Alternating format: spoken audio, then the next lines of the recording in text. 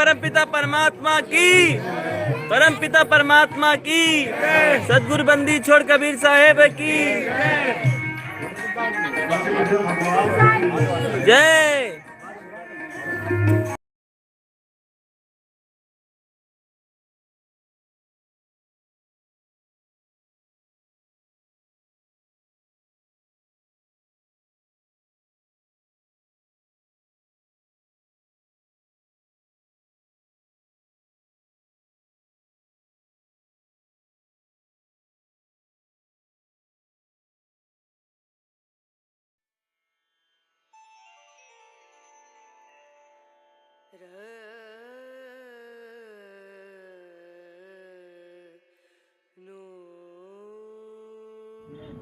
तो आज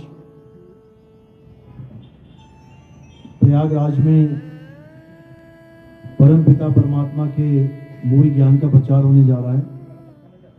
बहुत बड़े भाग होते हैं उन जीवों के जो अपने पूरे जीवन काल में एक बार भी इस मूल ज्ञान को सुन पाते हैं, और उससे भी बड़े भाग होते हैं उन जीवों के जो इस मूल ज्ञान को थोड़ा सा भी समझ पाते हैं, क्योंकि इसको सुनना तो आसान है, आए बैठे 1 घंटा सुन के चले गए, लेकिन इसको समझना बहुत मुश्किल है।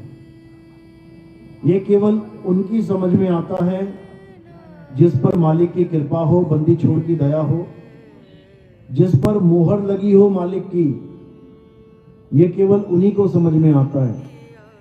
अगर मोहर नहीं लगी है तो कोई कितना ही जोर लगा ले, उसको समझ में आने वाला नहीं है।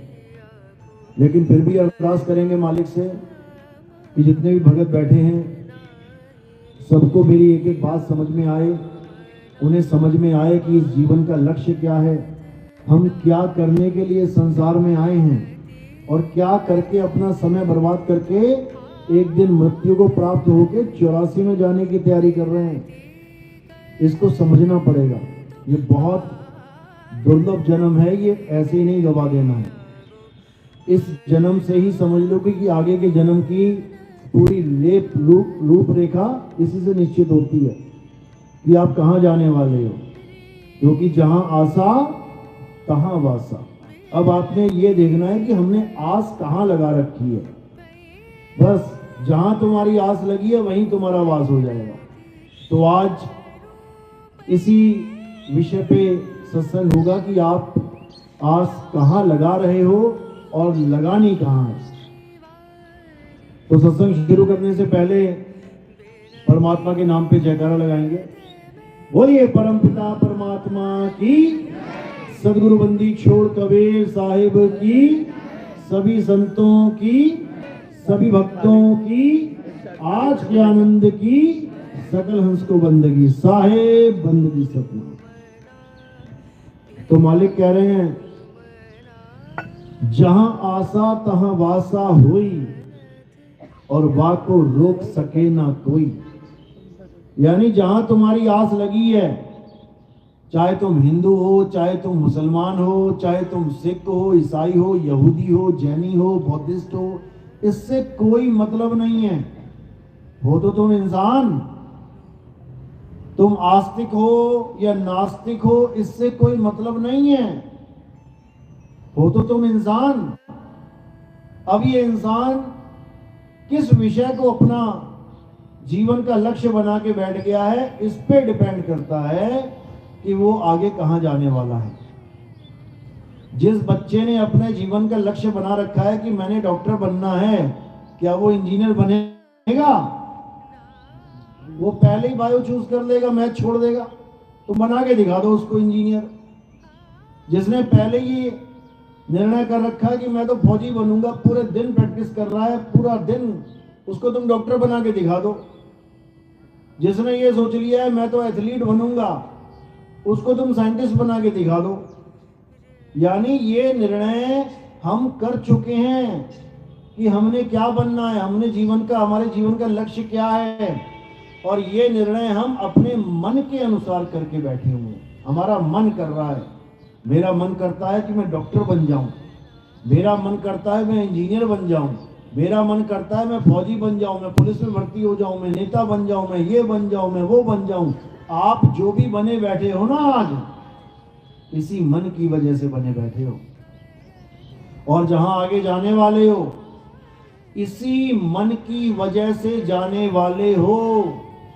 इसीलिए साहिब ने बोला मन जाता है तो जाने दे, और तू थाम के राख शरीर, उतरा पड़ा कमान से, अरे क्या कर साके तीर। यानी ये मत सोचना कि मैं तो राम राम राम कर रही हूं, मैं तो राधे राधे जप रहा हूं, मैं तो भागवत का पाठ करता हूं, मैं तो मंत्र जपता हूं, मैं तो यज्ञ कर रहा हूं, मैं कलमा पढ़ रहा हूं, नमाजें पढ़ रहा हूं, मैं गुरु ग्रंथ साहब पढ़ रहा हूं, वाहिगुरु वाहिगुरु कर रहा हूं, मैं ईसाई हूं, चर्च जा रहा हूं, प्रेयर कर रहा हूं तो मेरी मुक्ति हो जाएगी।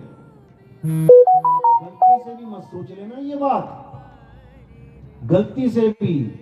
एक महात्मा सुना होगा आपने, सारी उम्र हवन करता रहा, यज्ञ करता रहा, भगवानों के नाम जपता रहा, ओम नमः शिवाय, ओम नमः शिवाय, जय श्री राम, जय श्री राम, जय कृष्णा, हरे कृष्णा लगा रहा सारी उम्र। बूढ़ा हो गया, नाम जपते जपते, कर्म कांड करते करते, एक दिन क्या हुआ, उसके आश्रम में हिरण का बच्चा आ गया। उसने पाल लिया, खूब घास खिलाए। अच्छा किया बुरा किया? अच्छा किया। गाय को घास खिलाना, कुत्ते को रोटी देना, हिरण को घास खिलाना कोई बुरा थोड़ी नहीं है, अच्छा ही किया उसने। खिलाते खिलाते खिलाते उसे प्रेम हो गया हिरण से। अब उसको जब तक हिरण से प्यार ना कर ले चैन ना पड़े उसे। जैसे तुम कुत्ता पाल लो, अब तुमने कुत्ता पाल लिया, जब तक तुम उससे पूरा लाड नहीं लड़ा देते, जब तक तुम्हें चैन नहीं पड़ेगा, समझ लो। तो 24 घंटे उसे क्या हो गया, उसे हिरण से मोह हो गया। वो हिरण को ही सोचने लगा बार बार, उसी को घास खिला रहा, उसे ये नहीं कि पूजा पाठ छोड़ दिया, चल रहा है वो सब कुछ, और हिरण से प्रेम भी चल रहा है।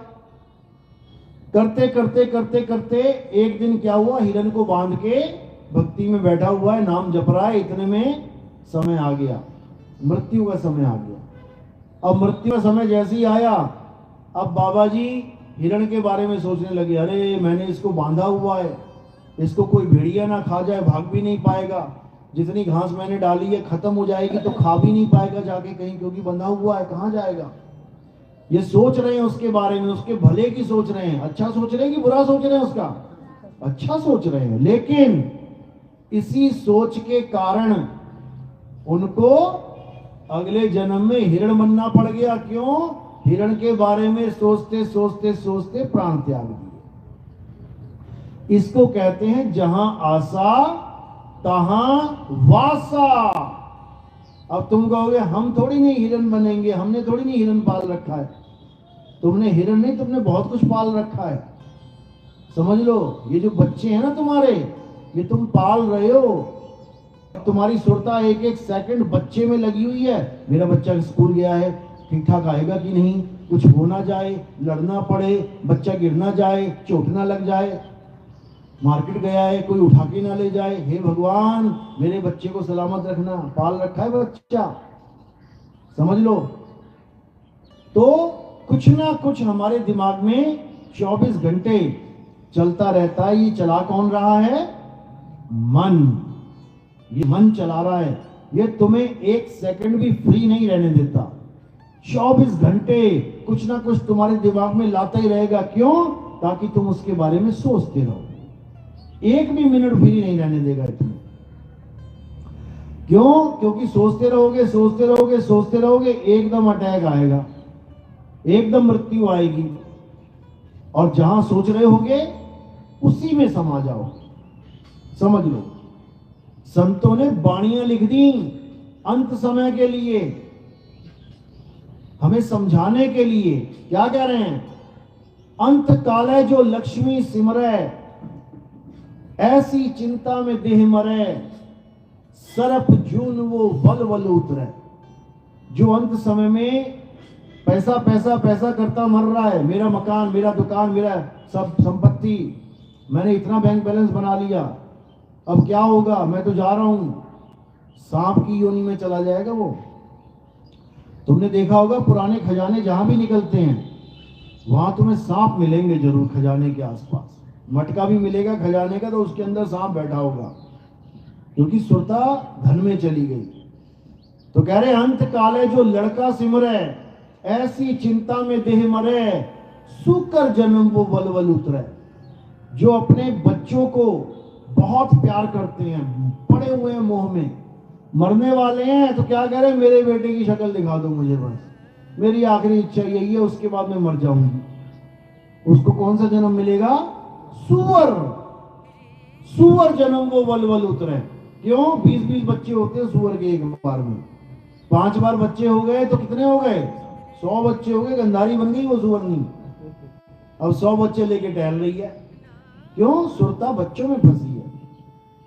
अब कह रहे अंत काल जो स्त्री सिमरे, ऐसी चिंता में दे मरे, वैसे जन्म वो वलवल उतरे। यहाँ स्त्री यानी काम वासना की बात चल रही है।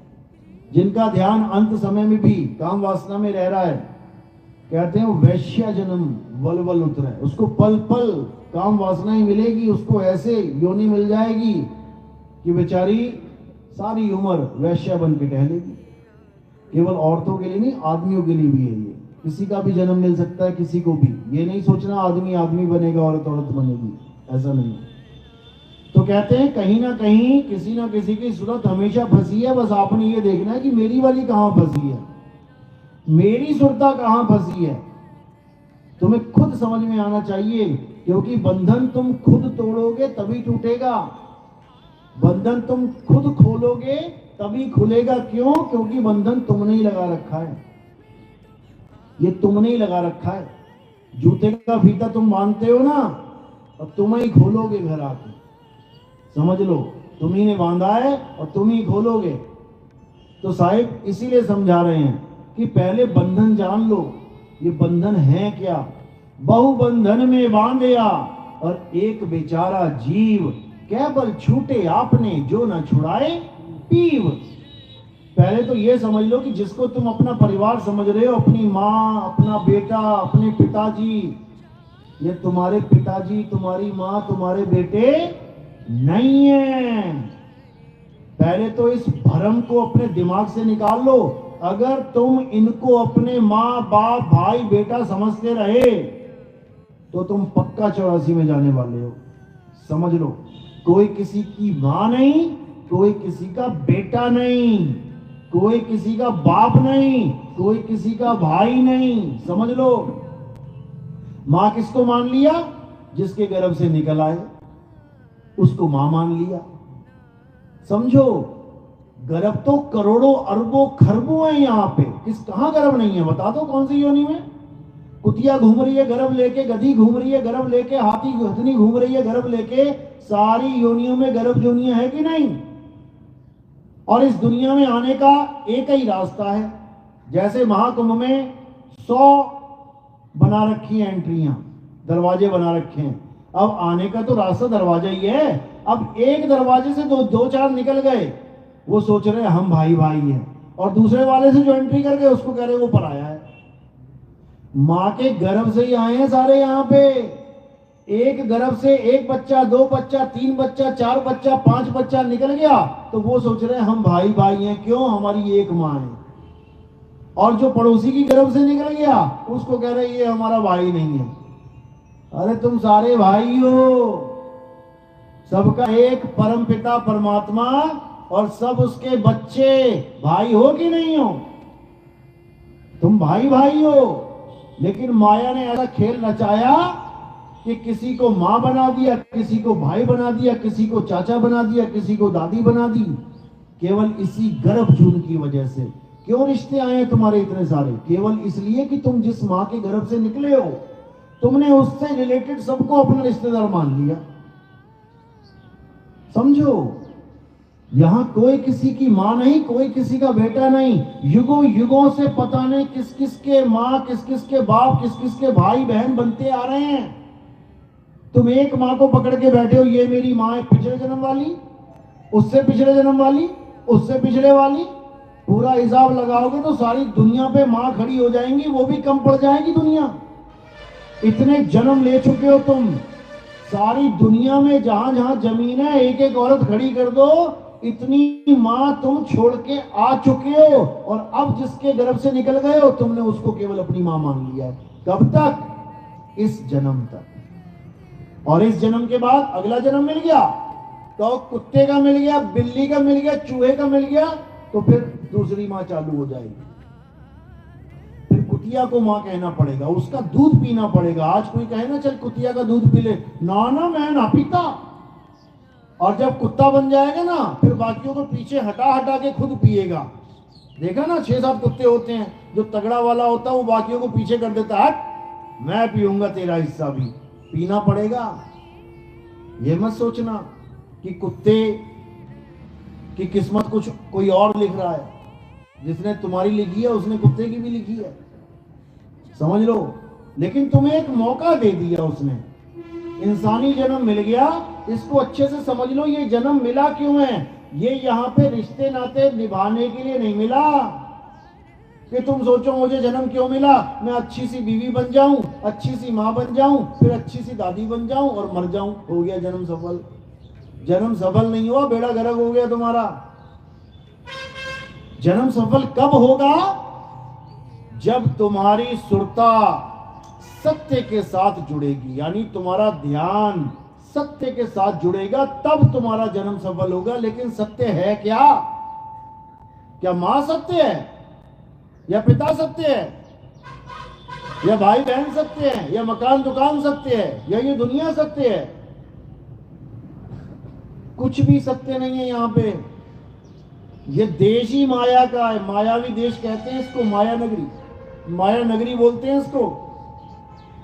सारे संतों ने इस दुनिया से निकलने की बात करी है कि निकलो इस संसार से, पर कहां जाएं? कोई कह रहा है स्वर्ग चलो, अरे वो भी तो एक संसार है, वहां पर भी दुकान मकान लगी है, सोफे लगे हैं, औरतें नाच रही हैं। वहां स्वर्ग में क्या चल रहा है? सोमरस पी रहे हैं और बढ़िया नाच देख रहे हैं। उसके बाद राक्षस आते हैं तो अपना झंडा झोला उठा के भागना पड़ रहा है। सारे देवी देवता भाग जाते हैं वहां से जब राक्षस अटैक करते हैं, देखा ना टीवी में। तो क्या करेंगे ऐसे स्वर्ग का? ऐसे स्वर्ग का हमने क्या करना है? स्वर्ग नरक भी झूठ है, असत्य है, स्वर्ग में भी नहीं जाना। जो स्वर्ग में जाना चाहता है समझ लो उसको 100% नरक मिलने वाला है। क्यों? क्योंकि स्वर्ग में जाके हमारे पुण्य कर्म होते हैं, वो सारे खर्च हो जाते हैं। समझ लो, दुकान पे बैठ के आपने कमाई करी और जब मेले में जाओगे तो क्या करोगे? वो सारा खर्चा करोगे। इंजॉय करने के लिए थोड़ा सा ये देख लूं, थोड़ा सा वो देख लूं, 20 दुकानें लगी है तुम्हारा पैसा खाने के लिए। इसी प्रकार स्वर्ग में क्या होता है? जो तुम्हारे पुण्य कर्म है वो सारे खर्च करवाने के लिए ही स्वर्ग बने हैं। खर्च करो और आ जाओ फिर मृत्यु लोक में। इसी को बोला है तपो राज राजो नरकम, यानी एक बाबा जो तपस्या कर रहा है हिमालय पे जाके, शरीर गला दिया उसने, तो क्या मिलेगा उसे? तपो राज, उसको राजपाट मिल जाएगा, स्वर्ग मिल जाएगा। उसके बाद राजो नरकम, फिर नरक में गिरेगा आके। तो क्या फायदा भैया ऐसा स्वर्ग पाने का जो बाद में नरक में लेके जाए हमें? और क्या फायदा ऐसी तपस्या करने का? इसीलिए कोई तपस्या, कोई मंत्र जाप, कोई भगवान का नाम लेने की जरूरत नहीं है। समझ लो, अगर भगवान को पाने में कोई सबसे बड़ी बाधा है, जैसे आजकल पढ़ाई करने में अगर बच्चों के लिए सबसे बड़ी बाधा है तो क्या है? मोबाइल। सब आते, गुरुजी मोबाइल नहीं छोड़ता, 10-10 घंटा मोबाइल देखता, पढ़ता नहीं है। सबसे बड़ी बाधा है ये। मोबाइल छूटेगा नहीं तो पढ़ाई होगी नहीं। इसी प्रकार अगर भगवान को, परमात्मा को पाने में सबसे बड़ी बाधा है तो वो क्या है? वो जप तप व्रत है। भगवान का नाम जपना ही सबसे बड़ी बाधा है जो तुम भगवान को पा नहीं पा रहे हो। उसको प्राप्त नहीं कर पा रहे हो। अब कोई सोचेगा ये क्या बात कर दी, हम तो ये सुनते आए हैं कि भगवान को पाने के लिए उसके नाम जपने पड़ेंगे, राम राम राम राम, राधे राधे राधे राधे। कोई मुसलमान है तो अल्लाह अल्लाह अल्लाहू अल्लाहू, कोई सिख है तो वाहिगुरु वाहिगुरु वाहिगुरु, कोई ईसाई है तो हालेलुया, और भी कई नाम जपाते हैं, प्रेयर करवाते हैं। ये तो बिल्कुल अलग बात कर दी। यही सत्य है, जब तुम्हें प्यास लगती है, तुम्हें खूब प्यास लगी, तब तुम क्या करते हो? पानी के नाम जपते हो क्या? जल वाटर नीर तोए पानी, जल वाटर नीर तोए पानी, जल वाटर नीर तोए पानी। आंख बंद करके बैठ गए और पानी का नाम जप रहे हैं। याद रखो, पानी मटके में पड़ा है, पानी जमीन के नीचे भी है, कुएं में खोद के, और पानी किसी बोतल में भी पड़ा है। अगर हमने वो पानी पीने की जगह जपना शुरू कर दिया तो पानी पीने में सबसे बड़ी अड़चन क्या हो गया? ये नाम जाप। क्योंकि जब तक तुम नाम जपते रहोगे, जल वाटर नीर तोय पानी, जल वाटर नीर, ना तुम कुआं खोदोगे, ना तुम मटके तक जाओगे, ना तुम बोतल तक जाओगे, तुम नाम जपने में लगे हो। यही सबसे बड़ी बाधा है। अब क्या करना है? अरे नाम जपना छोड़, या तो कुआं खोद, या मटके तक जा, या बोतल के पास जा और पानी पी। तो नाम जपना ही सबसे बड़ी बाधा है परमात्मा को पाने में। और कलयुग में जितने भी संत बैठे हैं, A to Z, ये सब तुम्हें नाम ही जपवा रहे हैं। ये तुम्हें जपी तपी सन्यासी बना रहे हैं। और कबीर साहब क्या कह रहे हैं? मोको कहां ढूंढे रे बंदे, मैं तो तेरे पास में, ना मंदिर में, ना मस्जिद में, ना काबे कैलाश में, ना मैं जप में, ना मैं तप में, ना एकांत निवास में। कर दिया खंडन। नाम है जप में, कोई नाम नहीं जपना है, एक भी नाम नहीं जपना। बल्कि अगर सही गुरु के पास जाओगे तो वो जो तुम जप रहे होगे ना, वो भी छुड़वा देगा, छोड़ इसको। अगर प्यास लगी है तो पानी तक पहुंच, और पानी तेरे पास में है, दूर नहीं है। लेकिन उस पानी का हमें ज्ञान नहीं है, इसलिए हम जैसा भी गुरु मिलता है चल पड़ते हैं उसके पीछे। जपो राधे राधे राधे, पूरा वृंदावन आज राधे राधे राधे कर रहा है। कोई सोच सकता है कि इसमें से किसी को आत्मज्ञान हो गया हो? बातें बड़ी बड़ी करना आसान है आत्मा की, लेकिन आत्मज्ञानी की कोई निशानियां होती हैं। क्या निशानी होती है? आत्मज्ञानी कभी जप नहीं करता, आत्मज्ञानी कभी तप नहीं करता, आत्मज्ञानी कभी सन्यास यानी घर बार छोड़ के जंगल में बैठ जाना, पत्ते खा के जीवन गुजारना, गुफाओं में छुप के रहना, ये काम नहीं करता।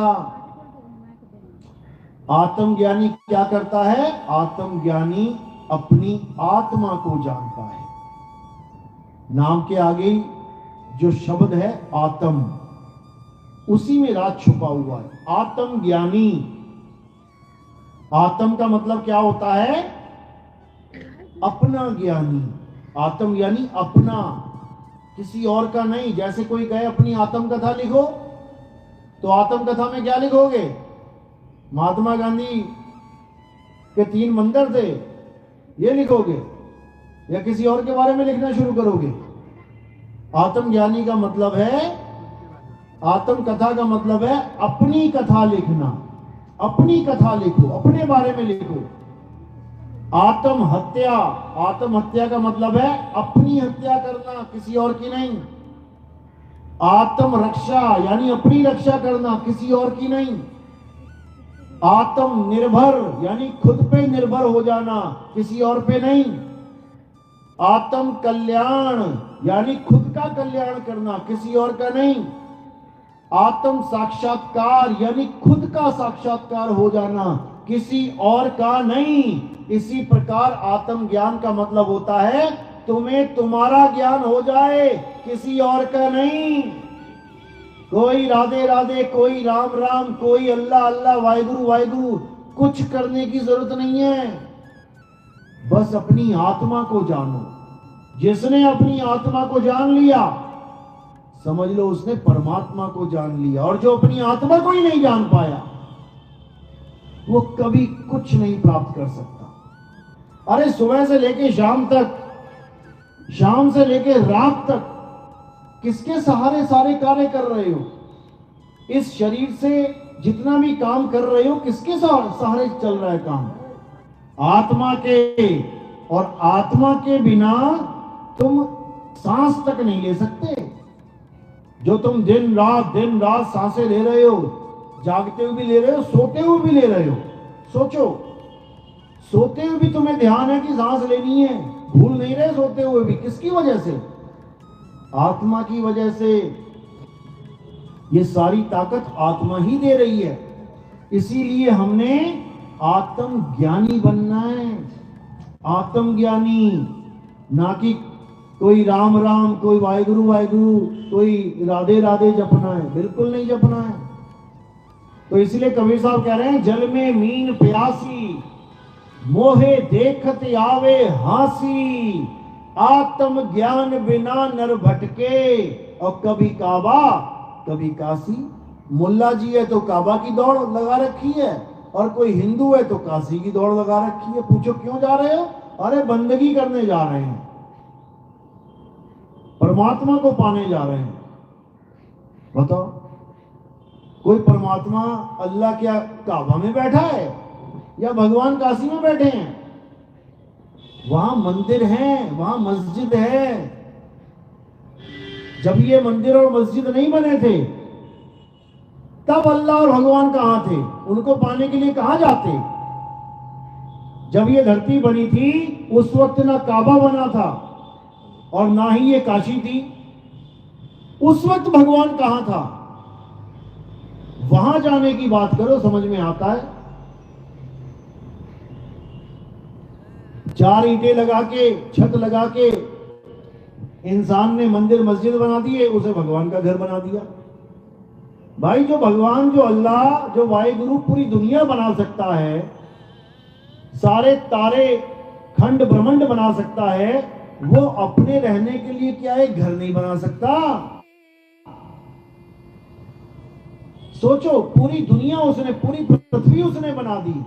तो अगर उसे मंदिर में ही रहना होता, अगर उसे मस्जिद में ही रहना होता, तो वो इस धरती के साथ एक मंदिर अलग से बना नहीं सकता था क्या अपने रहने के लिए? या मस्जिद नहीं बना सकता था? वो भी इंसानों को बनानी पड़ रही है।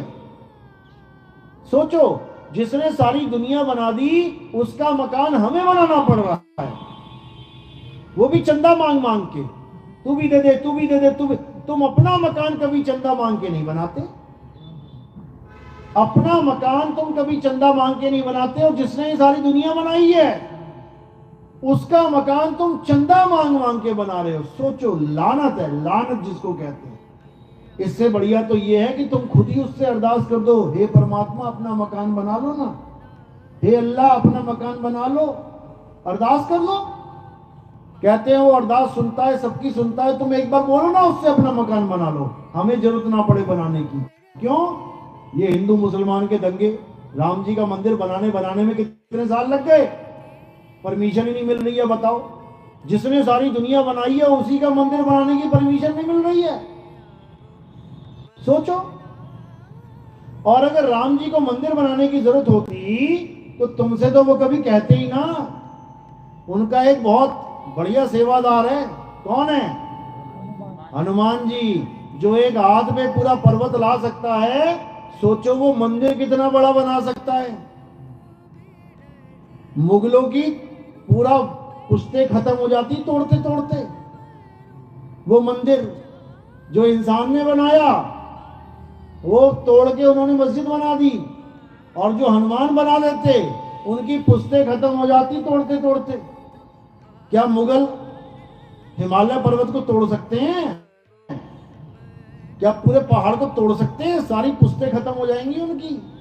पहाड़ तोड़ते तोड़ते। तो सोचो जो एक हाथ में पूरा पहाड़ ला सकता है, तो वो कितने कितने पहाड़ रख रख के एक के ऊपर एक मंदिर बना देता, बहुत बढ़िया। लेकिन उन्होंने ऐसा नहीं किया, कभी नहीं किया। दिखा दो हनुमान जी ने राम जी के नाम का मंदिर बनाया हो कहीं पे? कभी नहीं बनाया। बल्कि उन्होंने संदेश दिया हमें कि तुम भी मत बना लेना कहीं। हनुमान जी चाहते ही नहीं कि कोई मंदिर बनाए। क्या संदेश दिया उन्होंने जाते जाते? जब रामलीला खत्म होने लगी और राम जी जाने लगे, तो विभीषण पूछता है हनुमान जी से कि तुम्हारे राम जी तो जा रहे हैं, अब तुम कैसे दर्शन करोगे उसके? तो हनुमान जी ने अयोध्या का एड्रेस नहीं दिखाया वहां पे कि वहां मंदिर बनाऊंगा जाके। उन्होंने क्या किया? अपना सीना चीर के दिखाया। हनुमान जी ने सीना चीरा तो उसमें कौन दिखाई दिए? राम और सीता। वो तुम्हारे लिए संकेत है कि राम और सीता को अपने सीने में रखो छुपा के, मंदिर मत बनाने लग जाओ। नहीं तो आज तुम्हारा राज है तो मंदिर है, कल मुगल आ गए तो ये मस्जिद है, कल को ईसाई आ गए तो ये चर्च है, फिर वाहेगुरु वाले आ गए खालिस्तानी है, वो उसको गुरुद्वारा बना देंगे। समझो, मंदिर एक गद्दी की तरह है, राजपाट की तरह है। उस गद्दी पे जो राजा बैठेगा वो उसी का हो जाएगा। होता ही आया है। ये जितने मस्जिद बनी हुई हैं, ये सब मंदिर थे पहले। मंदिर थे तभी तो झगड़ा हो रहा है। एक तो वो अज्ञानी जिन्होंने मंदिर तोड़ तोड़ के मस्जिदें बनाई। अरे जब तुम राज ही कर रहे हो तो इतनी जमीन है, इसको छोड़ कहीं और बना ले भाई। और ऊपर से हम अज्ञानी कि जब बना ही दिया उसने तो छोड़ इसको, मंदिर कहीं और बढ़िया बना ले ऊंचा सा।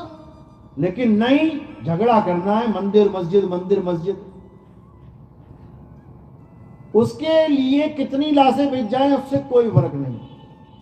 पूजा करने वाला ही मर जाए उससे कोई फर्क नहीं, लेकिन ये ईंट पत्थर नहीं हिलना चाहिए। इंसान मर जाए जिसका तुम जीवन वापस नहीं दे सकते, उससे कोई फर्क नहीं। और जो ईंट टूट जाए दोबारा लगा सकते हो, दोबारा बना सकते हो, उसकी सब चिंता कर रहे हैं।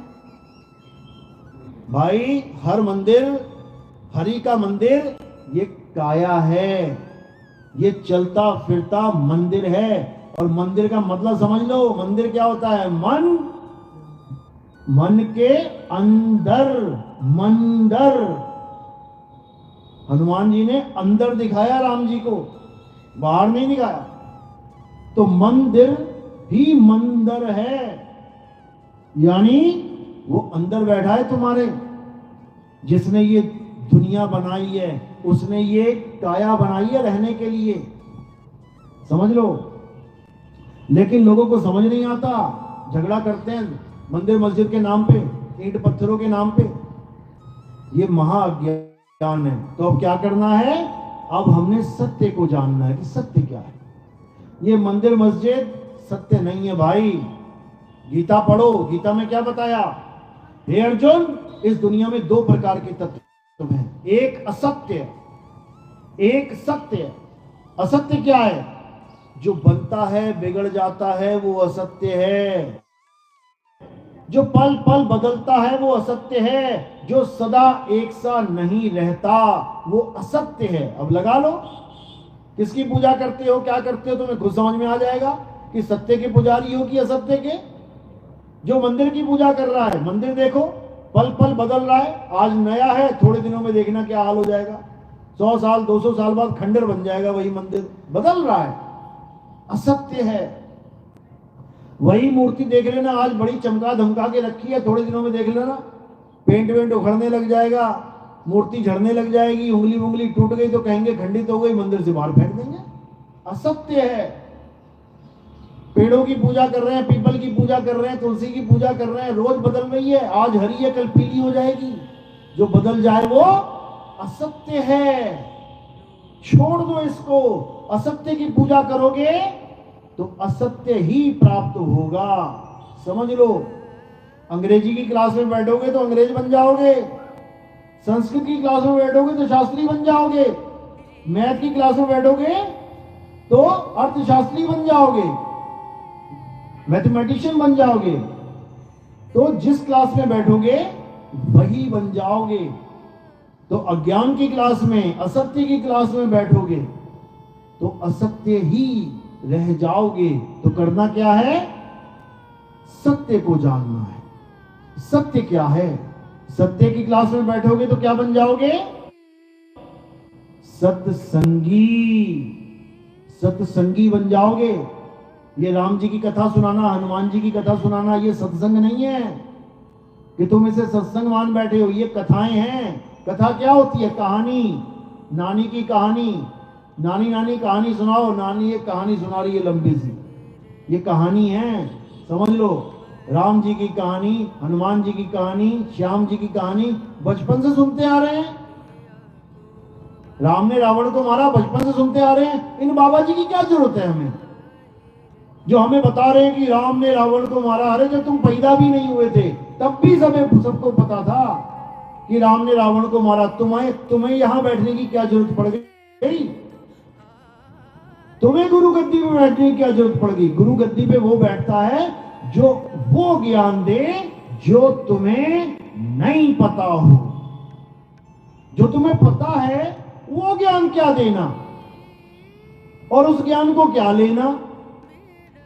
जो तुम्हें पूरी कहानी पहले से पता है, उसी कहानी को सुना सुना के ये गुरु बने बैठे हैं। नाम दीक्षा मंत्र दे रहे हैं। और कौन सा मंत्र दे रहे हैं? जो तुम्हें पहले से पता है। बताओ, राधे राधे किसे नहीं पता? बोलो श्यामा श्यामा किसे नहीं पता? बोलो हरे कृष्णा हरे राम किसे नहीं? जो तुम्हें पता है वही तुम्हें दे रहे हैं। बताओ तुम्हारे ज्ञान में क्या वृद्धि हुई? बता दो जरा। जो तुम्हें पहले से चीज पता है, अरे तुम कभी वो सीखने भी नहीं जाते। तुम्हें खाना बनाना आता है, कोई कहे ना आओ तुम्हें खाना बनाने सिखा, अरे हमें आता है भैया, तू रहने दे, उसे सिखा जिसे नहीं आता है। यहां तो बुद्धि चल पड़ती है, लेकिन वहां बुद्धि बंद हो जाती है। पता है ये बाबा क्या देने वाला है, राधे राधे जपवाएगा, पता भी है ना, तब भी जा रहे हैं। गुरुजी मुझे नाम दे दो।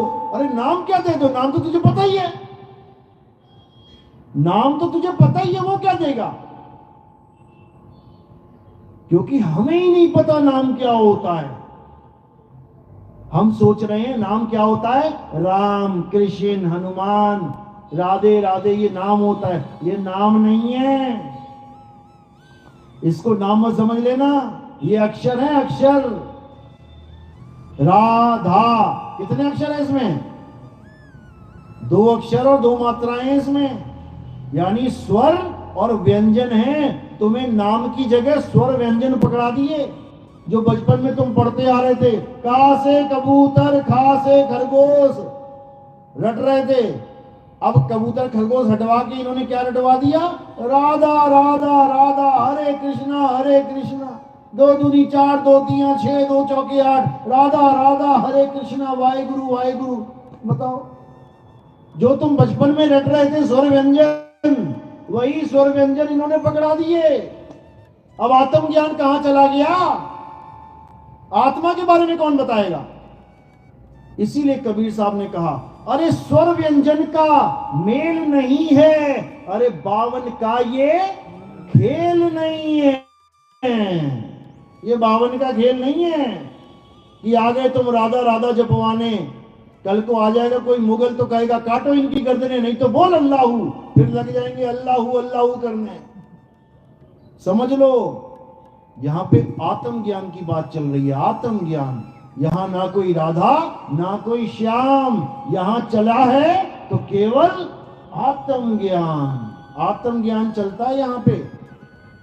और कृष्ण जी राधे राधे करवाने नहीं आए थे यहां पे कि अर्जुन को कह रहे हैं युद्ध रोकने के बाद, हे अर्जुन राधे राधे जपो तो तुम्हारी मुक्ति हो जाएगी। दिखा दो जरा, दिखा दो एक बार भी। गीता में कहीं लिखा है कि राधे राधे जपो? गीता में लिखा है, हे अर्जुन ये आत्मा अजन्मा है, नित्य है, शाश्वत है, पुरातन है। ये आत्मा ही सत्य सनातन है। इस आत्मा को ना तो कोई शस्त्र काट सकता है, ना इस आत्मा को कोई अग्नि जला सकती है, ना इस आत्मा को कोई पानी भिगो सकता है, ना इस आत्मा को कोई वायु सुखा सकती है। ये लिखा है, ये लिखा है। अध्याय 3 17वां श्लोक, हे अर्जुन, जो अपनी आत्मा में रमण करता है, जो अपनी आत्मा में तृप्त है, जो अपनी आत्मा में संतुष्ट है, उसके लिए कोई धार्मिक कर्म कर्तव्य लागू ही नहीं होता। ये राधे राधे, हरे कृष्णा, ये अल्लाह अकबर, वाहिगुरु, ये कुछ करने की जरूरत ही नहीं है, जरूरत ही नहीं है। लेकिन जिसको आत्मज्ञान नहीं है वो बेचारा यही करेगा सारी उम्र। समझ लो, फीकी चाय कौन पीता है? जिसके घर में चीनी नहीं होती वो फीकी पिएगा, क्या करेगा बेचारा। और जिसके घर में गुड़ शक्कर मिश्री है वो कभी ना पिए फीकी चाय। तो इसीलिए आत्मज्ञान है तो ये कोई मंत्र जंतर तंत्र किसी काम का नहीं है। और आत्मज्ञान नहीं है तो जपते रहो राधा राधा राधा सारी उम्र, उससे क्या हो जाएगा? जीवी तो हिलाई है, माला ही तो घुमाई है। कबीर साहब कह रहे हैं, माला तो कर में फिरे, अरे जीव फिरे मुख माही, और मनवा दसहूं दिसी फिरे, ये तो सिमरन नाही नाही। ये तुम्हारा समय बर्बाद हो रहा है। समय बर्बाद करने से बचाना चाहते हो तो आत्म ज्ञान को जानो, अपने आप को पहचानो कि तुम क्या हो। तुम शरीर नहीं, तुम आत्मा हो। आत्मा का नाम सुना है? सबने सुना है? अपनी अपनी आत्मा लेके आए हो साथ में? घर तो नहीं छूट गई किसी की? देख लो, चेक कर लो, हाथ लगा के देख लो एक बार। अभी बोलो ना, पर्स लेके आए हो कि नहीं लेके? हाँ लेके आई हूं। हाथ लगा के चेक कर लो। हाँ हाँ चेक कर लिया। आत्मा को भी चेक करो जरा, हाथ लगा के। कहाँ है? क्या प्रमाण है कि आत्मा आई है तुम्हारे साथ? क्या पता रास्ते में रह गई हो इमली विमली खाने के लिए। प्रमाण है, वो यही है। क्या प्रमाण है? उसी की यहां पहुंच पाए हो। अगर रास्ते में वो शरीर छोड़ देती ना, वहीं पड़े होते कहीं धूल में, मुंह पड़ा होता। यहां पर भी है, वहां पर भी है, जहां तुम जाओ वो वहीं है, वो तुम्हें छोड़ ही नहीं सकती। समझ लो, उसी की वजह से सारे कार्य सिद्ध हो रहे हैं। ये राधे राधे राधे राधे किसकी वजह से? उसी आत्मा की वजह से। मुल्ला जी अल्लाहू अकबर किसकी वजह से बोल रहा है? उसी आत्मा से। वाहिगुरु वाहिगुरु वाहिगुरु किसकी वजह से बोल रहा है? सिख आत्मा की वजह से। और ईसाई चर्च जा रहा है हालेलुया किसकी वजह से? उसी आत्मा की वजह से। यहूदी यहोवा यहोवा गा रहे हैं किसकी वजह से? उसी आत्मा की वजह से। यानी आत्मा को तो नहीं जान पा रहे हैं, आत्मा से निकलने वाले सारे शब्दों को पकड़ लिया है। अपने अपने शब्दों को बैठ गए। पकड़ा भी क्या? स्वर और व्यंजन। और क्या पकड़ लिया? तो इसी स्वर व्यंजन में 52 अक्षरों में सारा संसार गोते खा रहा है। तो कबीर साहब ने सबसे बड़ा प्रहार 52 अक्षरों पे किया है। अरे 52 अक्षर जीव आधारा, आदि अक्षर जीव्या से न्यारा, वाही को सत सिमरण कहिए, और सिमर सिमर नर उतरो पारा। पार उतरना है तो 52 अक्षर छोड़ और आत्म अक्षर को जान। आत्म अक्षर को 52 अक्षर देने वाले जितने भी गुरु हैं, इन्हीं को काल का चेला, एक होता है मर्द का चेला और एक होता है काल का चेला। मर्द का चेला वो होता है जो शब्द गुरु की साधना करवाए, और काल का चेला वो होता है जो 52 अक्षर जपवाए। जो नर पड़े 52 के फेरा, सो नर जानो काल के चेरा। जब 52 का टूटे डोरा, सहजे छूटे काल झकोरा। और फिर नहीं आए फिर नहीं जाए, सार शब्द में रहे समाये। यानी 52 का डोरा टूट गया, काल भगवान का खेल छूट गया, अब नहीं आता, अब गर्भ जून में नहीं आता। क्योंकि लोगों को पता ही नहीं है दुनिया बनाता कौन है। जो दुनिया बना रहा है उसी की पूजा में लगे हैं। जो दुनिया बनाने के बाद उसका विनाश कर रहा है, तुम्हारे घर में बच्चे पैदा कर रहा है, उसके बाद उन्हीं की मृत्यु का कारण बन रहा है, उसी की पूजा में लगे हैं। जो भगवान दुनिया बनाता है वही नाश करता है, समझ लो। और वो जगह नहीं देखता कि मैं ऐसी जगह मारूं किसी को भी या वैसी जगह मारूं। वो 140 साल बाद का कुंभ भी नहीं देखता कि 140 बाद कुंभ आ रहा है, यहां मौत का तांडव ना करूं। वो ना छोड़ता किसी को, समझ लो। वो ऐसा है, इसीलिए उसका नाम काल रखा गया है, इसीलिए उसका नाम काल है, किसी को नहीं बख्शता वो। तो साहिब कह रहे हैं कि वो तो नहीं बख्शेगा, लेकिन अगर तूने बचना है तो मेरी बात ध्यान से सुन ले। बचना चाहो काल जाल से तो चीनो शब्द हमारा, और कहें कबीर अमर कर राखूं जो निज होए हमारा। यानी इस काल जाल से बचना है, बार बार गर्भ में आने से, बार बार मरने से बचना है, क्योंकि जो गर्भ में डाल रहा है ना वही मार रहा है, समझ लो। इसीलिए गाते भी हैं, मारने वाला है भगवान, बचाने वाला है भगवान। बताओ, जो मारता है वही बचाएगा तो भगवान कैसे हुआ? वो तो राजनीति वाला हो गया। ये तो नेताओं का काम है, पहले आग लगा देंगे तुम्हारे घर में, फिर फायर ब्रिगेड लेके आ जाएंगे, 2-4 फोटो खिंचवाएंगे पाइप मारते हुए पानी की, देखो मैं बचा रहा हूं। अरे आग भी तूने ही लगाई है। ऐसा भगवान हमें नहीं चाहिए जो मारे और फिर बचाने का नाटक करे। ऐसा भगवान नहीं होता। बचाने वाला मारने वाले से बड़ा होता है, बड़ा होता है, समझ लो।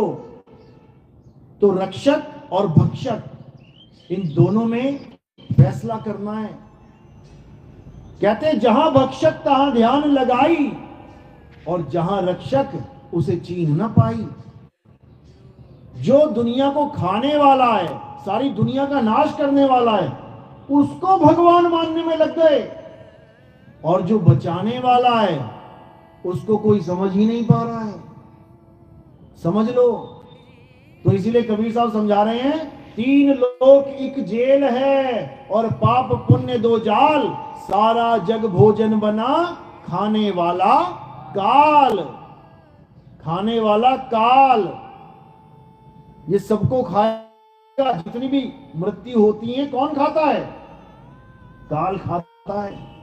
अभी बस का एक्सीडेंट हो जाए ना, 25 बच्चे मर जाएं, क्या लिखाएगा अखबारों में? क्या आएगा लिख के? 25 बच्चे काल के मुंह में चले गए, काल के गाल में चले गए। ये काल है कौन? अरे ये भी तो बता दो। केवल बच्चे नहीं, केवल बच्चे नहीं मरे, यहां देवी देवता भी मर जाते हैं, समझ लो। सती माता कूदी हवन यज्ञ में, मृत्यु हो गई। शंकर जी लेके घूमे, महामृत्युंजय मंत्र उनके पास है, मार देते मंत्र, कर देते जीवित। 6 महीना लेके घूमते रहे, 6 महीना लेके घूमते रहे।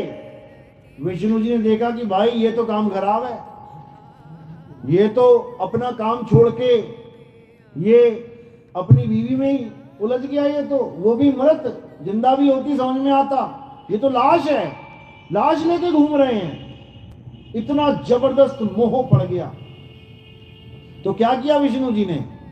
जीवित कर दिया उनको, वो भी ना कर पाए जीवित। चक्र मारा उन्होंने, चक्र मार के 9 टुकड़े कर दिए। उन्हीं की तुम पूजा करते हो, 9 व्रत उन्हीं के होते हैं, नवरात्रे उसी के ही होते हैं। तो कहने का मतलब वो काल किसी को नहीं बख्शता भाई, किसी को नहीं बख्शता, समझ लो। तो साहिब समझा रहे हैं कि उस काल से बचना है तो उसके बारे में जान लो अच्छे से, उसका नाम जान लो, उसका स्थान जान लो, वो कहां बैठा है इस वक्त। अभी भी बैठा है वो, और सारी दुनिया उसी के कदमों में है, सारी दुनिया के सारे काम वही करवा रहा है। वो काल कौन है? वो ब्रह्मा विष्णु महेश जी की उत्पत्ति करने वाला, ब्रह्मा विष्णु महेश जी को उत्पन्न करने वाला। क्यों उत्पन्न करता है काल? इस सृष्टि को चलाने के लिए। ब्रह्मा जी को क्या ड्यूटी देता है? ब्रह्मा जी आप सृष्टि का क्या करो? निर्माण करो। विष्णु जी को क्या ड्यूटी देता है? आप सृष्टि की पालना करो। शंकर जी को क्या आदेश देता है? आप इस सृष्टि का संहार करो। ये तीनों एक कार्यकर्ता हैं। कार्यकर्ता है, ये भगवान नहीं है कि तुम इनको भगवान मानो। अगर ये भगवान होते ना तो ध्यान लगा के ना बैठे होते। ब्रह्मा जी कमल के ऊपर ध्यान लगा के बैठे हैं। किसका ध्यान कर रहे हैं? विष्णु जी शेषनाग के ऊपर कमल का फूल पकड़ के ध्यान में बैठे हैं। किसका ध्यान कर रहे हैं? शंकर जी कैलाश पर्वत पे ध्यान लगा के समाधि लगा के बैठे हैं। अरे किसकी पूजा कर रहे हो भाई? जब तुम ही भगवान हो तो किसकी पूजा कर रहे हो? अब अज्ञानी जीव क्या बोलते हैं? ब्रह्मा जी विष्णु जी की कर रहे हैं, विष्णु जी शंकर जी की कर रहे हैं, शंकर जी ब्रह्मा जी का। अरे भाई, भक्ति उसकी की जाती है जिसको प्राप्त करना होता है।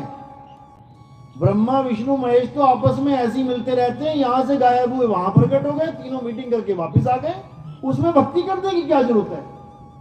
भक्ति उसकी की जाती है जिसको तुम देखना चाहते हो, जो तुम्हें दिख नहीं रहा है, जिसको पाना चाहते हो, जो तुम्हारे पास नहीं है।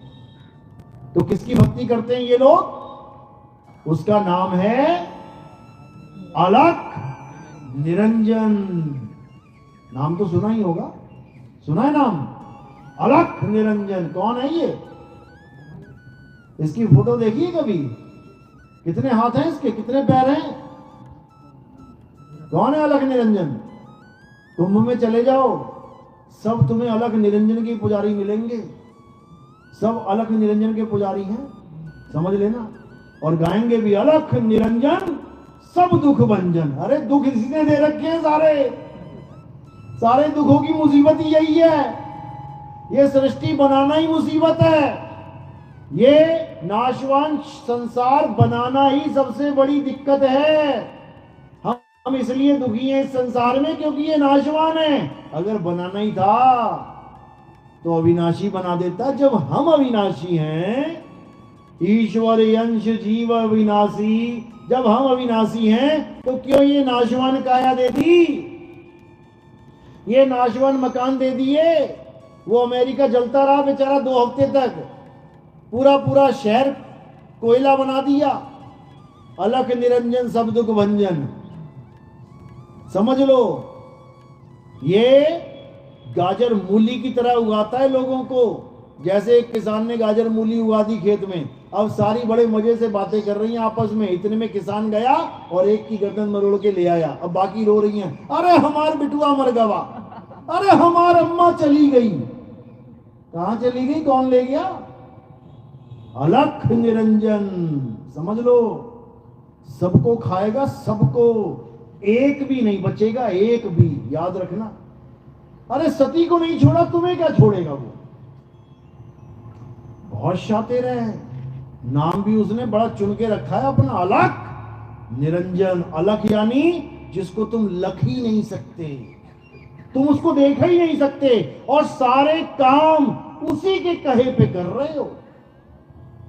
छोटे से छोटा काम तुम अलख निरंजन के कहे में कर रहे हो। तुम सोचोगे ऐसा कैसे हो सकता है? मैं तो अपने से करता हूं सारे काम, मैं किसी का गुलाम थोड़ी नहीं हूं। गुलाम हो बेटा, तुम सुबह से लेके रात तक गुलामी कर रहे हो। सुबह की शुरुआत देख लो कैसी होती है। चादर तान के सो रहे हो, मम्मी ने कहा उठ बेटा उठ। अब उठ जाते हो क्या? नहीं उठोगे। क्यों? क्योंकि मन नहीं कर रहा उठने का। ये जो मन नहीं कर रहा है ना, यही अलग निरंजन है। तुम्हारा मन ही अलग निरंजन है, जिसको तुम लख नहीं सकते। 24 घंटे तुम इसी मन के कहे पे चलते हो। यही अलग निरंजन है। जब मन कहेगा ना उठ, एकदम उठ जाओगे, एकदम उठ जाओगे।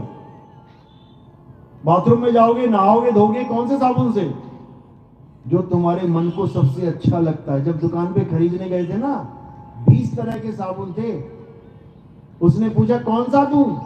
अब अपने मन में ले रहे हो ऑर्डर, कौन सा चाहिए भाई? मन कह रहा है वो ठीक है, पियर्स बढ़िया है, पियर्स है ना भैया। मन के हिसाब से लेके आए हो। नहा धो के जब अलमारी के पास पहुंचे, 20 कमीजें 20 पैंट पड़ी हैं, कौन सी पहनोगे? जो आज मन कर रहा है, नीली वाली पहनूंगा, चलो नीली वाली पहन ली। पीली कमीज पहनूंगा, ले पीली पहन ली। किसके कहने पे? मन के। समझ लो, सुबह से शाम तक इसी मन के कहे पे सारे काम चल रहे हैं। माँ पूछ रही है दूध लाओ कि चाय? माँ चाय ले आओ। क्यों? मन कर रहा है। नहीं, दूध का मन नहीं कर रहा है। ये मन है क्या? सुबह से लेके शाम तक मन मन मन मन मन।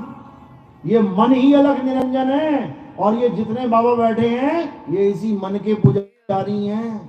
इसीलिए उसके नाम के आगे श्री लगा रखा है। श्री, श्री मन, श्री मन।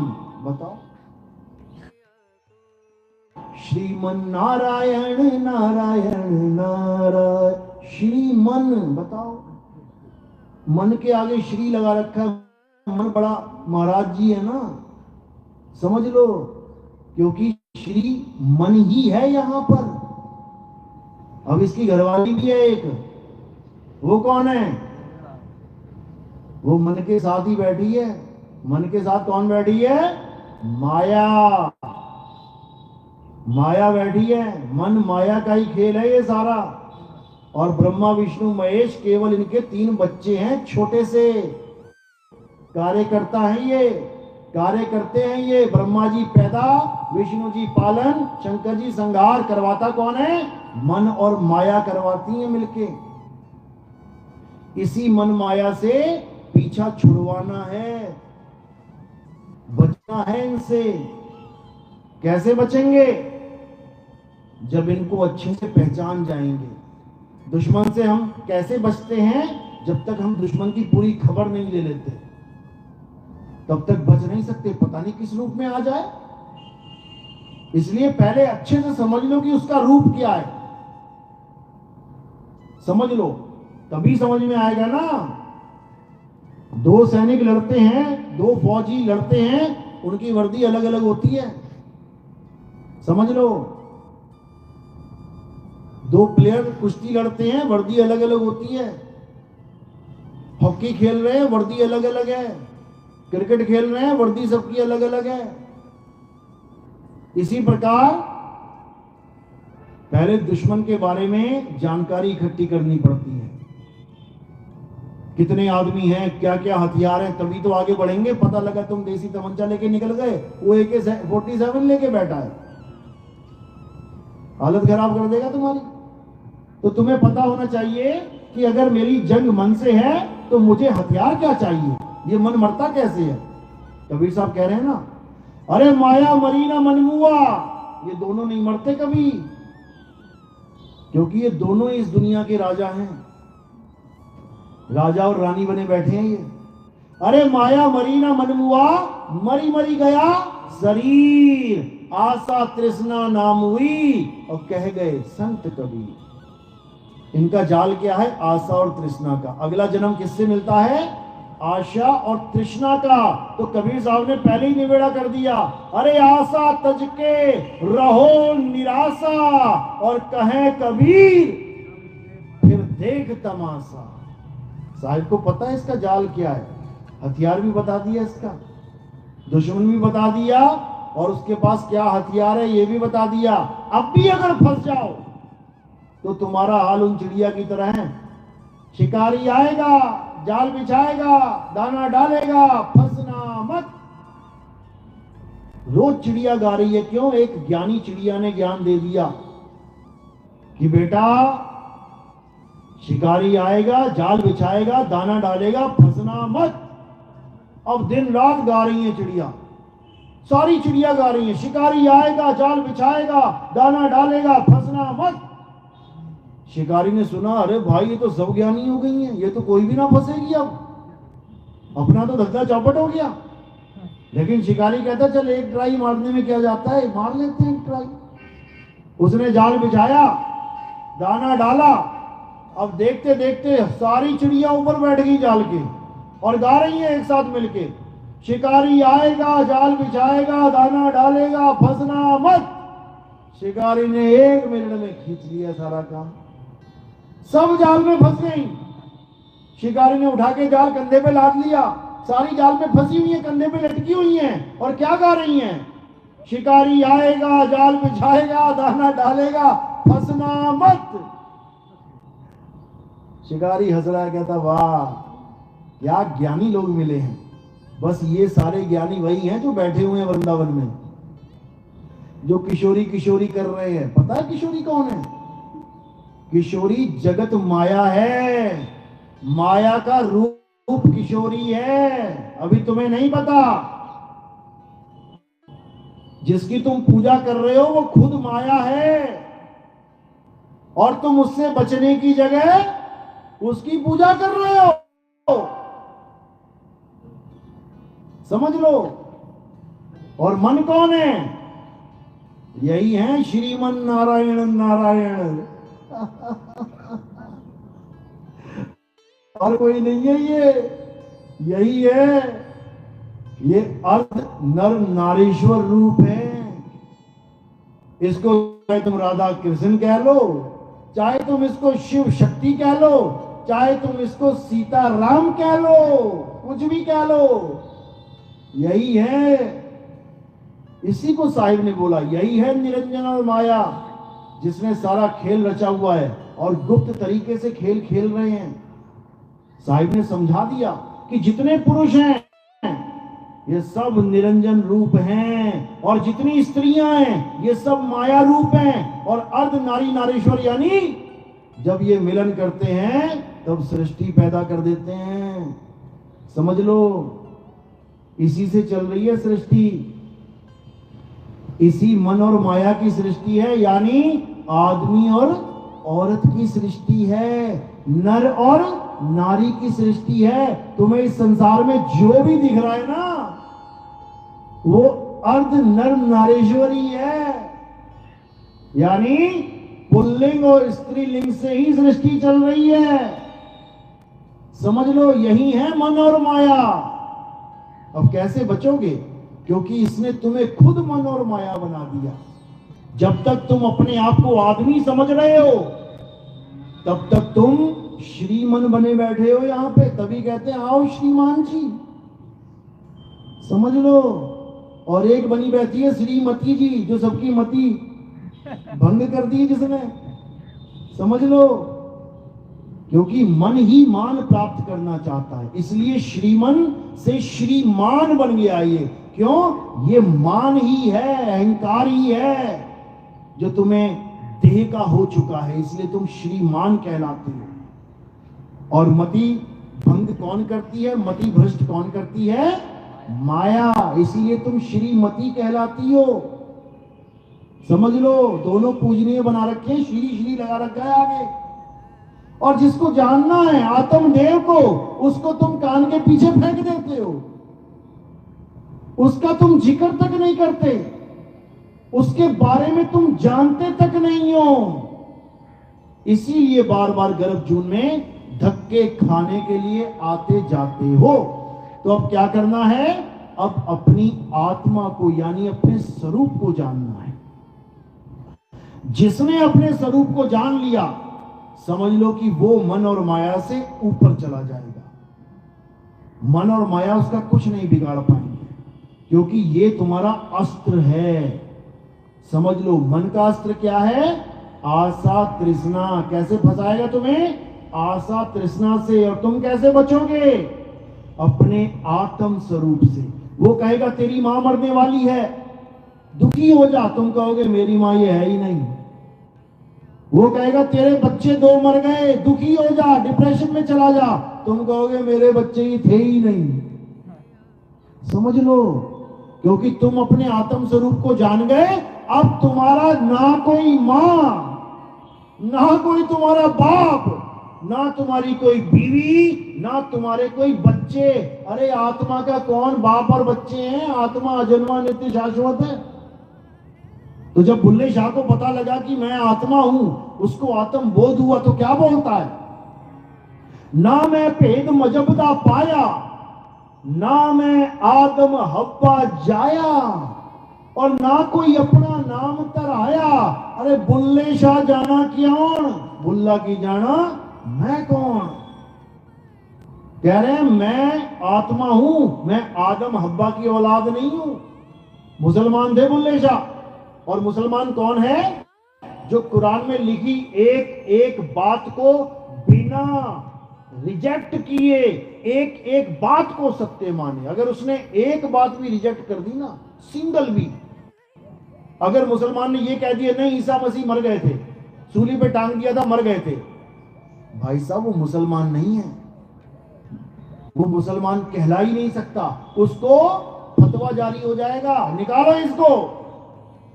क्यों? क्योंकि कुरान में लिखा है ईसा मसीह सूली पे टांगे ही नहीं गए थे, वो जीवित ही आसमान में चले गए थे। और जो उनको पकड़ने के लिए आया था, उसकी शक्ल अल्लाह ने ईसा मसीह जैसी बना दी, तो उन लोगों ने उसको टांग दिया। ये कुरान में लिखा है। अब इसको अगर कोई मुसलमान ना माने तो वो मुसलमान नहीं है। इतने खतरनाक नियम है मुसलमान धर्म में। अगर तुम एक लाइन, एक शब्द भी अगर नहीं मानते हो तो तुम खारिज हो, निकलो यहां से। और हमारे हिंदू में तुम्हें पता ही नहीं है शब्द क्या लिखे हुए ग्रंथों में। किस किसने गीता पूरी पढ़ी? हाथ खड़ा करो। किसने शिव महापुराण पढ़ा? हाथ खड़ा। किसने देवी भागवत पढ़ा? हाथ खड़ा करो। किसने वेद पढ़ा? पढ़ा ही कुछ नहीं है। बस हमें एक ही चीज पता है कि झंडा उठाओ, जय श्री राम, झंडा उठाओ, जय हनुमान, झंडा उठाओ, जय शेरावाली माता। हो गया काम। अब वो ग्रंथों में लिख रहे हैं कि हमने 7 प्रकार के नरक बनाए हैं। उसमें कौन जाएगा? उसमें सारे रिश्वत लेने वाले, उसमें सारे मांस खाने वाले, उसमें सारे शराब पीने वाले, व्यभिचार करने वाले, ये सब उन नरकों में ठोके जाएंगे, क्योंकि वो सनातनी है ही नहीं। ये बात किसी को नहीं पता, ये बात किसी को नहीं पता। खूब चिकन खा रहे हैं, और जैसे नवरात्रे आ रहे हैं तो दुनिया के सबसे बड़े पंडित बन के बैठ जाते हैं। भैया नवरात्रे हैं, नॉनवेज जिस होटल में बनता है वहां हम खाना नहीं खाएंगे। अच्छा, 9 दिन तुम्हें बर्तनों से भी परहेज हो गया क्योंकि नवरात्रे आ गए, और बाकी दिन तुमने सारे रेट बढ़ा रखे हैं मीट के। पहले मारा मारा फिरता था, जब से हिंदू आया ना खाने के लिए, इसका रेट ऐसे जा रहा है बिटकॉइन की तरह। समझ लो, ये हम ही लोगों ने रेट बढ़ा दे हैं। मुसलमान तो हफ्ते में 1-2 बार खा रहा है, हिंदू हफ्ते में 6-6, 7-7 दिन खा रहे हैं। ये हमने बर्बाद कर दिया है। हमें तो ये भी नहीं पता हमारे धर्म के नियम क्या हैं। किसी को पूछो रास्ते में रोक के, हाँ भाई कुंभ नहाने जा रहा है, बता हमारे धर्म के नियम क्या है, बता जरा। नियम ही नहीं पता होंगे कि मैं कब कहलाऊंगा सनातनी, नियम क्या है, फॉलो करूंगा तभी तो। रिश्वत लेना, झूठ ना बोलना, शराब ना पीना, तंबाकू गांजा ना पीना, व्यभिचार नहीं करना, मीट नहीं खाना, अंडा नहीं खाना, ये नियम है हमारे धर्म के। लेकिन हमें कुछ पता नहीं है। दे ब्रेड पे आमलेट लगा लगा के बच्चों को दे रहे हैं, यही अज्ञानता है। तो ये सब इसलिए है क्योंकि हमारे ज्ञानी पुरुष ही अज्ञानी है। टीचर अज्ञानी होगा, टीचर ने 2 दूनी 5 सिखा दिया तो बच्चा क्या करेगा? वो भी 2 दूनी 5 ही बोलेगा। तो ये सारा कसूर टीचरों का है, अज्ञानियों का है जो गुरु बने बैठे हुए हैं। इसलिए क्या करना है? अब सत्य को जानना है, और जितना अज्ञान है उसको खत्म करके एक सत्य का झंडा स्थापित करना है। सत्य का झंडा क्या है? आत्मदेव। अब आत्मदेव की पूजा करनी है, जो श्रीमन से आगे का ज्ञान है, मन और माया से आगे का ज्ञान है, उसी से कल्याण होगा। चलो, तो आज का सत्संग यही समाप्त करते हैं, और उम्मीद है कुछ बात समझ में आई होगी। किस किस के समझ में आई? जरा हाथ खड़ा करो। चलो बहुत अच्छी बात है। अच्छा सबके आ गई, क्या बात है।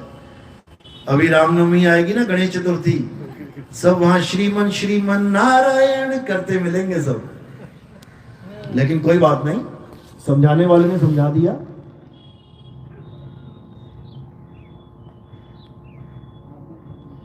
एक तार होती है 44,000 50,000 वोल्ट वाली, उस खंबे पे एक निशान लगा होता है। कौन सा निशान होता है? आओ और छू लो। उस पे हड्डी बनी होती है, खोपड़ी बनी होती है और 2 हड्डियां क्रॉस वाली बनी होती है, कांटा मार रखा होता है, यानी मत आ जाना यहाँ पे, ये सोना सा चेहरा है ना तेरा, ऐसा हो जाएगा। वो तुम्हारा भविष्य चिपका रखा है वहां पे, इसको छूने के बाद तू ऐसा हो जाएगा। अब बताने वाले ने बता दिया, और फिर भी अगर तुम छूओगे तो तुम होशियार हो कि मूर्ख हो? क्या हो? मूर्ख। तो आज जो मैंने बात बताई वो यही बताए कि ये अगर काम तुम करोगे तो तुम ऐसे हो जाओगे।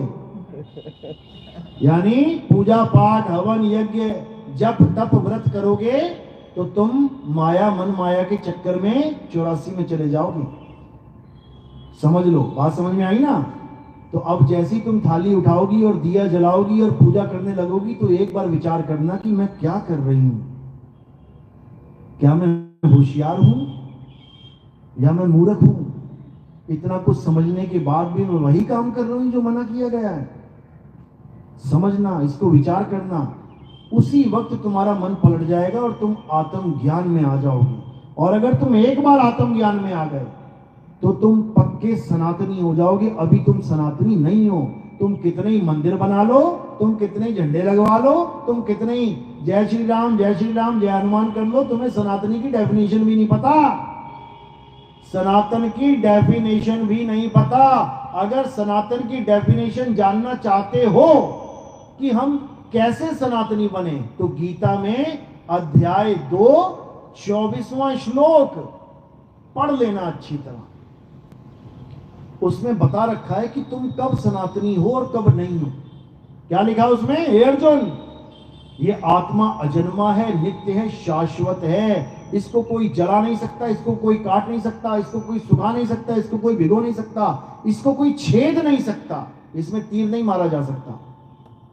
ये अचल है, यानी ये चलता नहीं है। यानी तुम जिसकी पूजा कर रहे हो अगर वो चलता है तो तुम सनातनी नहीं हो।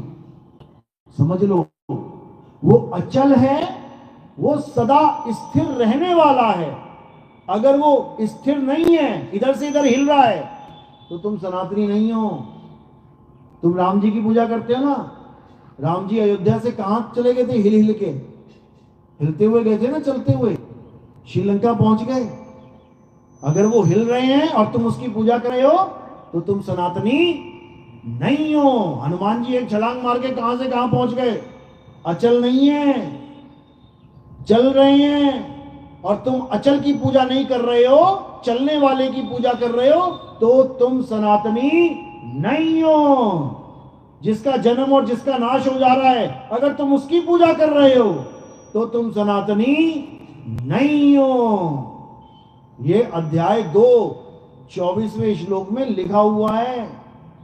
क्रॉस चेक करो कि हम जो कर रहे हैं और जो हमें बताया गया है क्या वो एक जैसा है कि कुछ अलग है। अलग है तो सुधार करो। तुम अपने बच्चे को ABCD सिखाने के लिए स्कूल भेज के आए, ABCD में 26 अक्षर होते हैं, वो आगे केवल 20 बोल रहा है, वो 20 बोल रहा है, तो तुम खुश होगे कि क्या करोगे? डांटोगे उसे? वो 26 अक्षर की जगह 20 में निपटा दे रहा है ABCD। इसका मतलब 6 अक्षर भूल गया है। अब तुम उसकी क्या कहोगे? उसने बोला ABCDFGLMJK। अरे भाई, बीच के अक्षर कहां गए? तुम उसको रोकोगे, गलत बोल रहे हो तुम, सही करो। अब सही कहां से करेगा? जो उसके पास सिलेबस की बुक है, यानी उसका ग्रंथ। बच्चों के लिए क्या ग्रंथ है? स्कूल की किताबें ही बच्चों के ग्रंथ हैं। ABCD वो सीख रहा है तो अपने ग्रंथ में से सीख रहा है। अब पूरी ग्रंथ से मैचिंग हो रही है तब तो वो सही है। अगर वो 26 की जगह 25 या एक अपनी तरफ से जोड़ के 27 लिख के आ रहा है तो नंबर कट जाएंगे। इसी प्रकार क्रॉस चेक करो, तुम्हारा ग्रंथ क्या है? हमारा ग्रंथ गीता है। गीता से मैच करो कि तुम्हें कौन से भगवान की पूजा में लगा दिया गया है, अचल या चलायमान।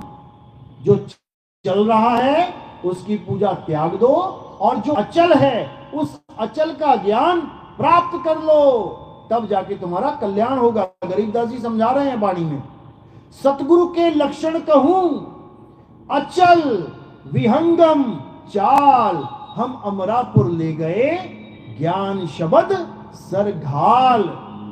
कबीर साहब मोहर लगा रहे हैं, अरे आवे ना जावे, यानी अचल है वो, ना आता है न जाता है। आवे न जावे जन्मे नहीं मरे, सो निज पीव हमारा हो। वो है मेरा पीव परमात्मा, जो ना तो कभी आता है ना कभी जाता है। उसकी साधना कर रहे हो तो समझ लो कि पक्के सनातनी हो। कौन है सनातनी? सतगुरु बंदी छोड़ कबीर साहब सत्य सनातनी हैं। रविदास जी महाराज सत्य सनातनी हैं। गरीबदास जी महाराज सत्य सनातनी हैं। और कभी जीवन में मंदिर नहीं गए, कभी राम राम राम नहीं रटा, कभी किसी शंकर जी के ऊपर जल नहीं चढ़ाया, ना कभी किसी मस्जिद में जाके नमाज पढ़ी। सत्य सनातनी हैं वो लोग। क्यों? क्योंकि वो सत्य सनातन अर्थात आत्मदेव के पुजारी हैं, आत्मदेव के। तो उसी आत्मदेव के पुजारी हमने भी बनना है और अपना जन्म सफल करना है। नहीं तो तुम भी किसी कुंभ के किनारे भगदड़ में मारे जाओगे पाप काटने के चक्कर में। समझ लो, पाप ऐसे नहीं कटते। अगर पाप ऐसे कटते होते तो क्या बात है, फिर तो सारे जितने भी कैदी हैं जिन्होंने मर्डर कर रखे हैं 20-20, लाओ उन्हें कुंभ में नहलाओ, पाप काटो, छोड़ दो उनको। क्यों नहीं छोड़ देते? अगर ऐसे पाप करते हैं फिर क्यों सजाएं दे रहे हो उनको? जो भी पुलिस वाला पकड़ता है किसी चोर को, किसी डाकू को, किसी मर्डरर को, लाओ और गंगा में नहाओ और पाप कटवाओ और घर छोड़ाओ। फिर काहे को जेलें बना रखी हैं भाई? फिर भुगतान क्यों करवा रहे हो? 20-20 साल की सजा क्यों दे रहे हो? पाप कटवाओ, खेल खत्म हो गया, कर्मों का नाश हो गया। ऐसे नहीं होता। कर्म का नाश होता है आत्मज्ञान से। चलो, तो आज का सत्संग यही समाप्त करते हैं। और नाम दीक्षा वाले हैं वो हाथ खड़ा करें। ये प्रथम दीक्षा वाले हैं, दूसरी दीक्षा वाले हाथ खड़ा करो। ठीक है, चलो, तो आज का सत्संग यही समाप्त करते हैं। बोलिए परम पिता परमात्मा की, सतगुरु बंदी छोड़ कबीर साहिब की, सभी संतों की, सभी भक्तों की, आज के आनंद की, सकल हंस को बंदगी साहेब बंदगी सतनाम। जय सतनाम।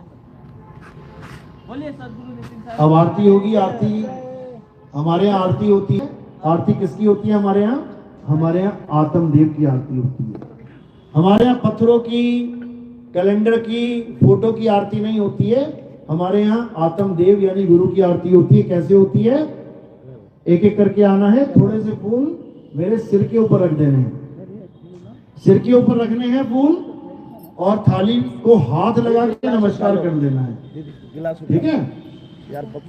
तो ये फूल सिर पे क्यों रखे गए हैं?